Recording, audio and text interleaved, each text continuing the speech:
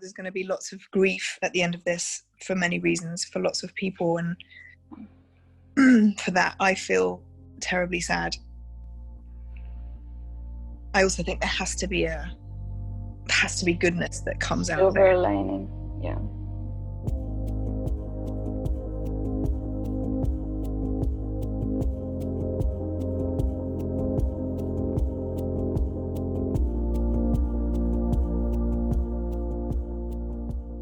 This strange moment that we're in.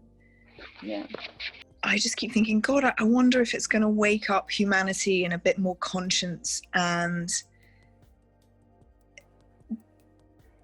kind of give birth to some compassion that's been lacking in us.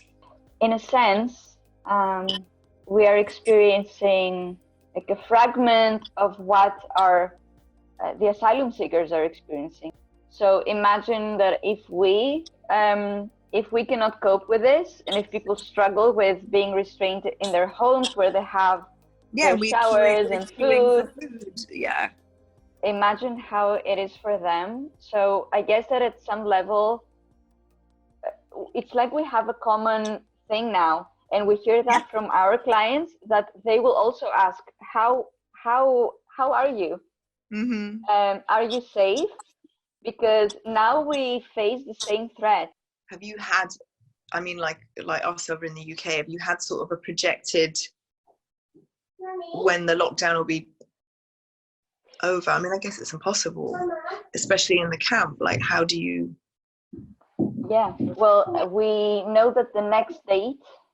Mama, can you help me make my tiny garden? I will help you make your tiny garden. Hi. And just say hi to Kiki. Hi. Kiki does amazing things. She does brilliant. Hello. She's like Wonder Woman. Like your mom. Hi. How are you doing, Kiki? I've had my ups and downs. I know that like working from home is challenging. We have to provide phone sessions to our clients. But now we're accustomed to it, and our clients they're really thankful for the phone session. I was going to say, you're continuing your lifeline that you give people. And what about in the camps? Like, how do you self-isolate? Like, it's impossible. It is impossible. It is impossible. It's nearly 19,000 people. Oh my God. You've been in the camp. You've seen it. You've seen the food queues.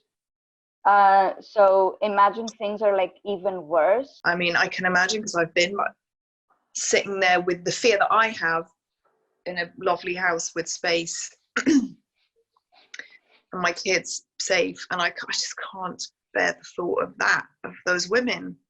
Yeah. And then obviously I'm just speaking from a mother's perspective. Yeah. It's inhumane. It's inhumane. And so what can we do? What, apart from, I guess, the usual donation?